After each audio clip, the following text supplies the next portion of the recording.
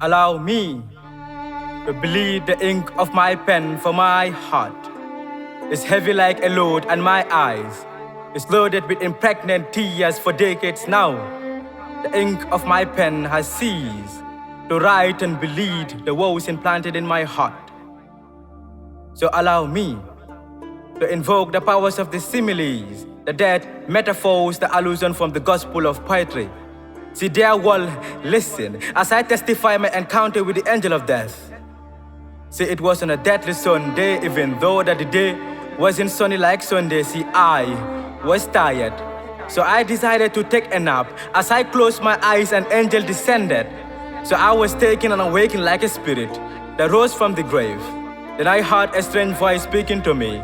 See, in the depth of my heart, I felt terrified as the voice becomes so strong like Armstrong. So I decided to take a deep breath.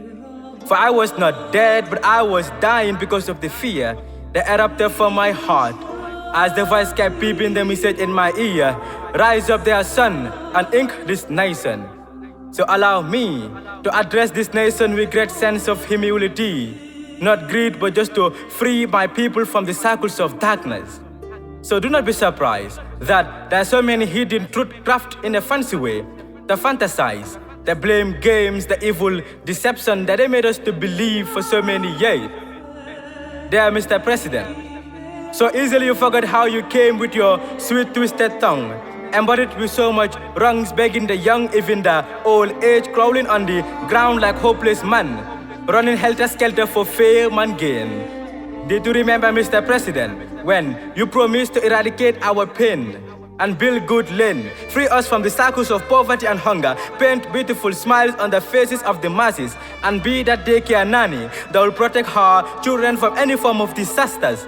No, I don't think you do. Let's just stop and reflect back to our current state of our hospitals, which are just like dead centers, when our hospitals are supplied with deadly drugs like the deadly syrups, when our education system keeps on graduating students who cannot read or write, when our dishonorable members in parliament ignore the cries, tears, and endless calls of their people, silence the interests of their pockets, whilst they dwell in endless riches, when the farmers are not supplied with the acquired skills and knowledge to increase productivity, when the government keeps ignoring the cries, tears, and endless call of our youth for battling with unemployment, when our national water and electric company persistently been consistent and inconsistent, when our resources are being exploited by foreigners in our very eye, when our brothers and sisters leave home because of the unjust system and high rates of unemployment to seek and grind for a greener pasture. But Rome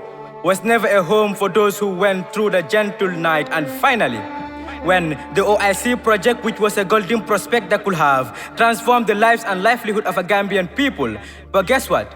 The devils in suit and tie built a fence between them and the masses to veil and pretend that everything was right, and the benefits goes to their pockets. But heed to my advice, for wallahi, I swear by Allah that the day of reckoning shall come and you will be accounted for your evil deeds. Till then, try to bend, for the bell has been rung. Don't try to pretend, for your time is taken. So what next? See, our institutions are crumbling persistently under God, kept being the Lord, and the servants are answerable to the Lord. I mean, they obey and abide by it without any form of complaint.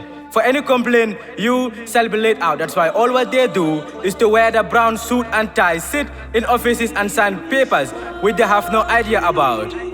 Wallahi, I was never wrong when I said that this nation is desperate and need proper salvation and redemption. That's why I have chosen the pen, because I don't want and never shall I join the caravan of ignorance. So dear youth, pick up the pen and trust the deadly kush, for it shall only push you to untimely death, which is a great threat to our beloved motherland.